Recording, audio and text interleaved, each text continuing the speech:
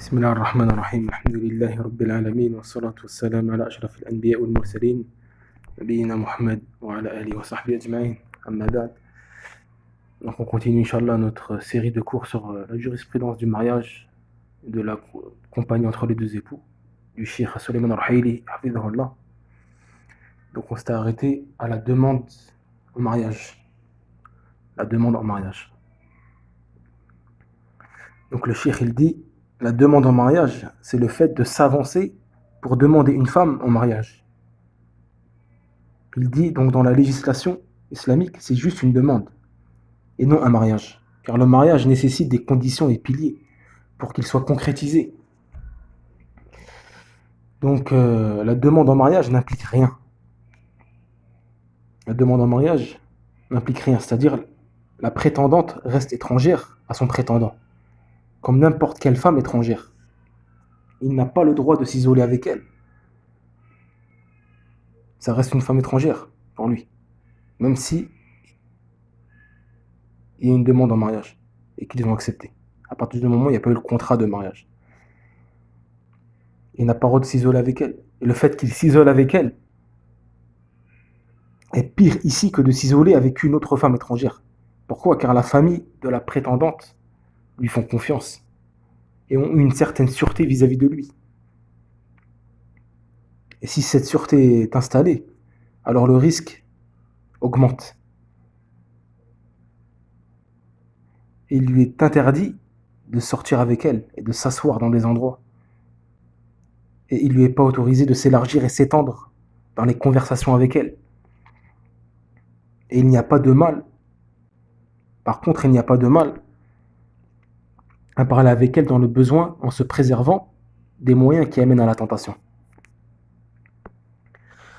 Donc en résumé, c'est une femme étrangère à lui. Donc elle est avec lui. Donc elle a avec lui les règles de la femme étrangère avec l'homme étranger.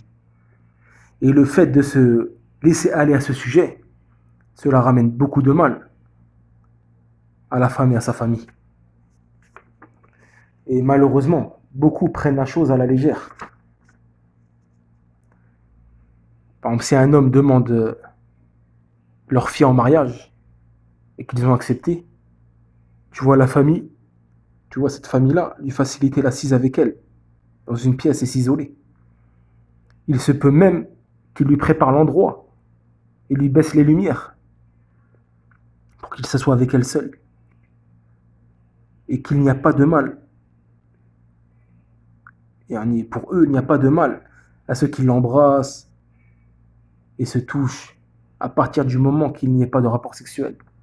Et cela est un grand mal et interdit à cause de certaines ignorances chez certaines personnes.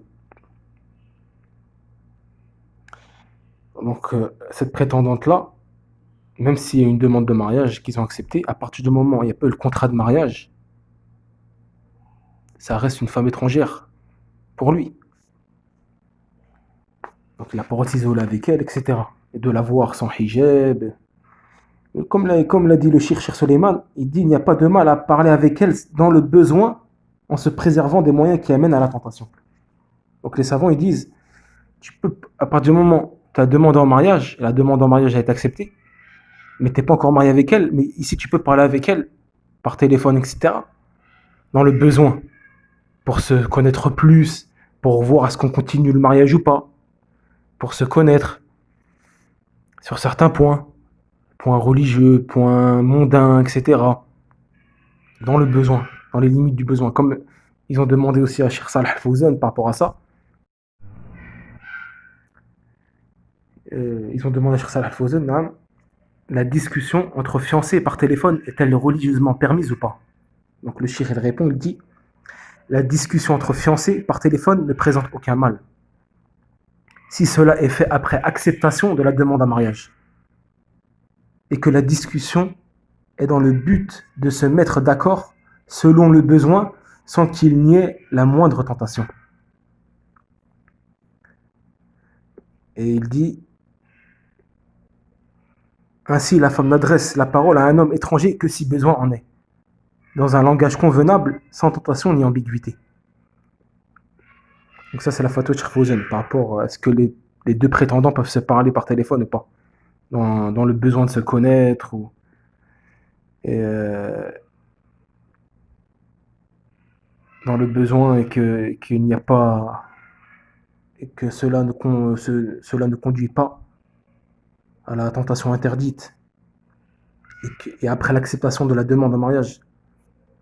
Pareil, Cheikh Ben Bez aussi, lui ont demandé par rapport à ça, est-ce que le prétendant peut parler avec sa prétendante, par exemple par téléphone, ou bien, etc.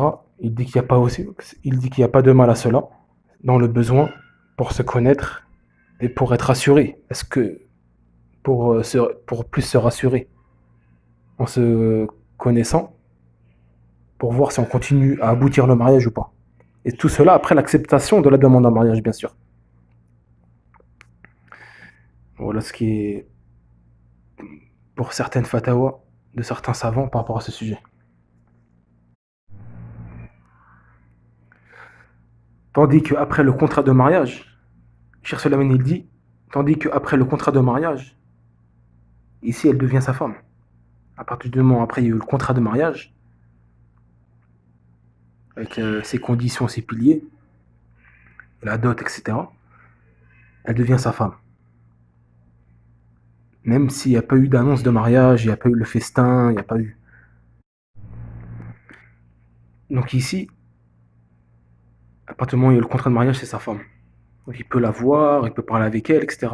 Mais le cheikh, il dit, malgré cela, il ne convient pas que cette femme lui donne totalement sa personne et son corps.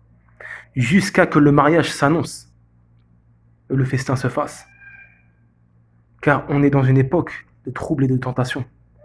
Une époque de manque de dignité chez les gens.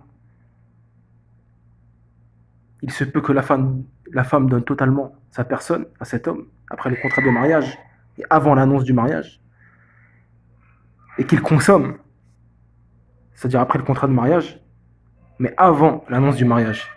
Il consomme, et après, à cause d'une quelconque excuse, ou cause, malentendu, etc., qu'il se détourne d'elle et la délaisse. Et il renie qu'il a eu un rapport avec elle. Et le cheikh, il dit, et on connaît beaucoup d'histoires à ce sujet. Donc ici, le mieux, tant qu'il n'y a pas eu l'annonce du mariage et le festin, c'est de ne pas consommer, pour éviter tout problème. Parce qu'on est dans une époque de tentation, de trouble, et une époque où les gens ont un grand manque de dignité et de comportement. Donc ici, la femme vaut mieux qu'elle ne donne pas son corps totalement et sa personne, jusqu'à que l'annonce du mariage soit fait. C'est-à-dire avec le festin, les invités, etc. On a une annonce générale. Maintenant, on va voir quelles sont les femmes, le cheikh il dit, quelles sont les femmes que l'homme n'a pas le droit de demander en mariage. Le cheikh il dit, la première des femmes qu'on n'a pas le droit de demander en mariage, c'est la femme mariée. Il est interdit à l'homme de demander une femme mariée, et cela par l'unanimité des savants. Que ce soit une demande directe, en lui déclarant direct, par exemple, tu lui dis, si ton mari te divorce, je me marierai avec toi, ça c'est interdit. Ou bien que ce soit de façon indirecte, c'est-à-dire avec des allusions. Comme par exemple, il lui dit, je pense que si tu serais veuve ou divorcée, aucun homme ne te délaisserait pour une demande de mariage. Et donc, il est interdit par l'unanimité des savants de demander une femme mariée en mariage, que ce soit directement ou indirectement, en lui faisant des allusions. Et cela fait partie des grands péchés, car ça corrompt la femme envers son mari. Le prophète sallam il dit à ce sujet, il dit, n'est pas des nôtres celui qui corrompt une femme envers son mari. Et ça prouve que c'est un grand péché. Quand il dit, n'est pas des nôtres celui qui corrompt une femme envers son mari. Le deuxième type de femme qu'il est interdit de demander en mariage, la femme divorcée, qui peut être reprise durant sa période de viduité. C'est-à-dire c'est la femme qui son mari l'a divorcée une ou deux fois, tout en pouvant la reprendre tant que la période de viduité n'est pas écoulée. Et cette période de viduité-là, c'est 3 cycles menstruels, c'est-à-dire à peu près 3 mois, ça dépend des femmes. À partir du moment où un homme a divorcé une femme, 1 ou 2 fois, il peut la reprendre. Si c'est pas 3 fois, 1 ou 2 fois, il peut la reprendre. Tant que la période de viduité n'est pas écoulée. C'est-à-dire 3 cycles menstruels, à peu près 3 mois. Ici, il a le droit de la reprendre pendant cette période-là. Après le premier divorce, le deuxième divorce, il a encore 3 mois pour la reprendre. Donc ici, à ce moment-là, il est interdit, pendant ces 3 mois-là, après le divorce, interdit de la demander en mariage.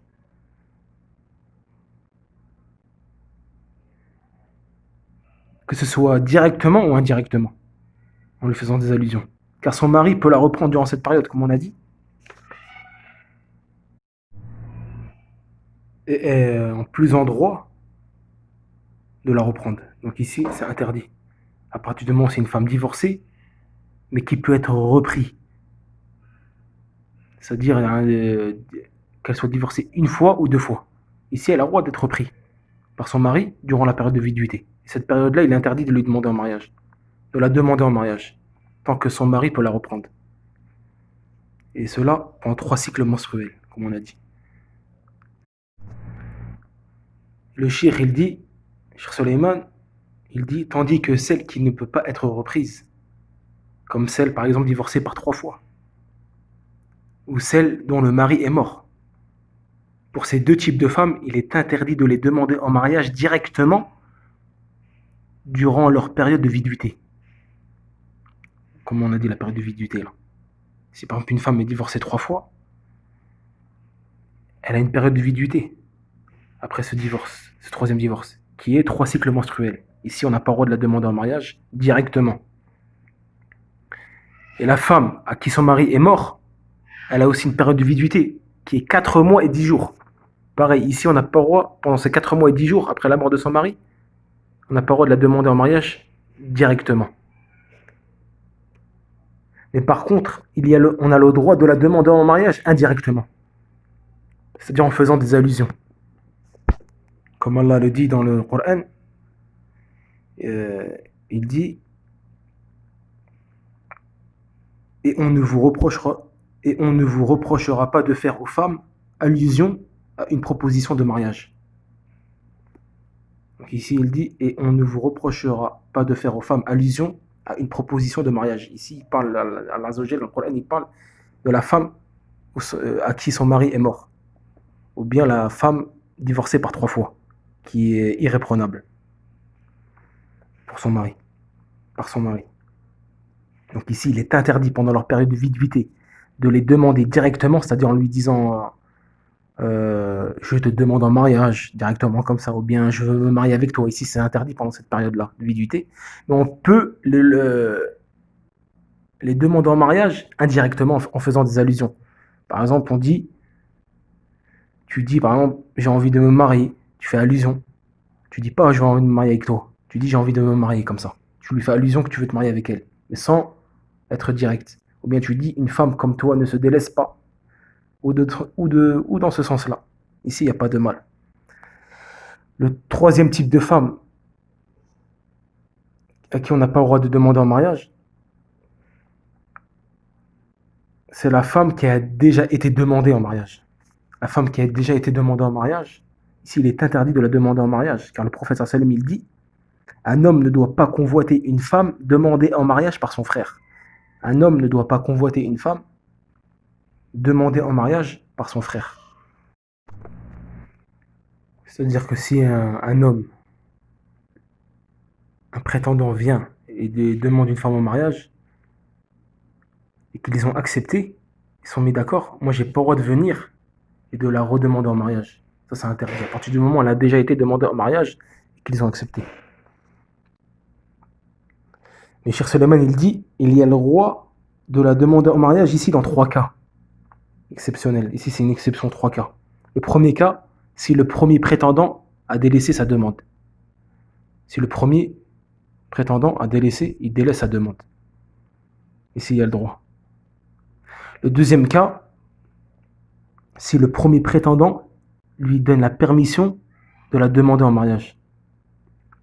Il lui dit par exemple, c'est pas grave, avance-toi aussi, toi aussi, avance-toi, et elle choisira entre nous deux. Ici, il y a le droit.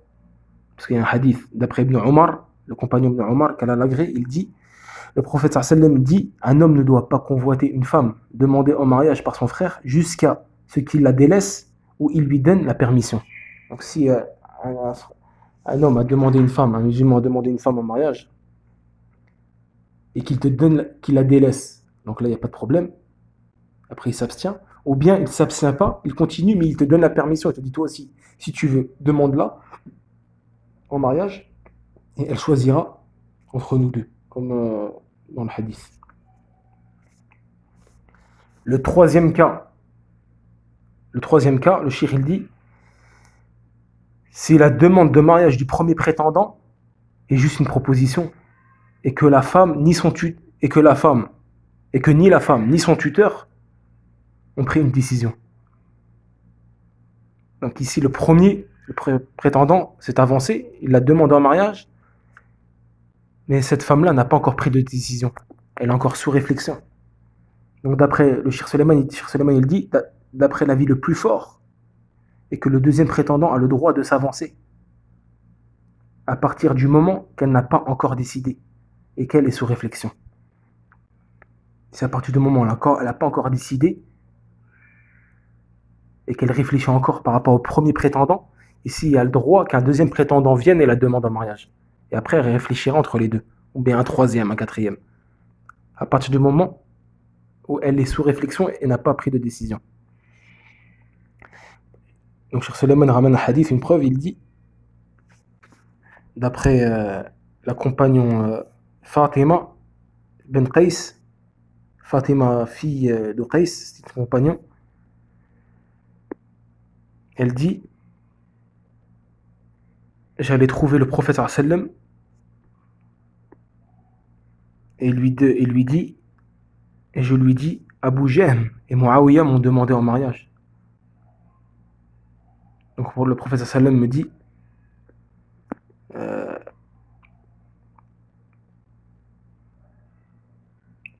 concernant Muawiyah est un homme nécessiteux et pauvre. En fait là, Fatima ben Qais alla voir le prophète sallam pour le consulter et lui demander conseil. Elle lui dit, Muawiyah et Abu Jahm, qui sont deux compagnons, sont venus me demander en mariage. Donc le prophète sallam il dit, concernant Muawiyah, c'est un homme pauvre et nécessiteux. Quant à Abu Jahm, il bat sa femme, il bat les femmes. Donc le prophète sallam lui dit, il vaut mieux que tu épouses Oussama ibn Zayd, le compagnon, Oussama ibn Zayd. Donc Fatima ben Qais dit, j'ai pas voulu me marier avec Oussama. Lorsqu'il m'a dit ça, j'ai eu une certaine répugnance. J'ai pas voulu ce choix-là. Donc le prophète sallam répéta, épouse Oussama. Alors elle dit, alors je l'ai épousé. Et Dieu nous a accordé de ses bienfaits et j'ai été satisfaite. Donc le Cheikh Suleiman il dit par rapport à ce hadith, donc ici Muawiyah et Abu Jahm ont demandé Fatima en même temps. Et malgré cela, le prophète sallam n'a pas réprimandé cela. Il n'a pas réprimandé la situation.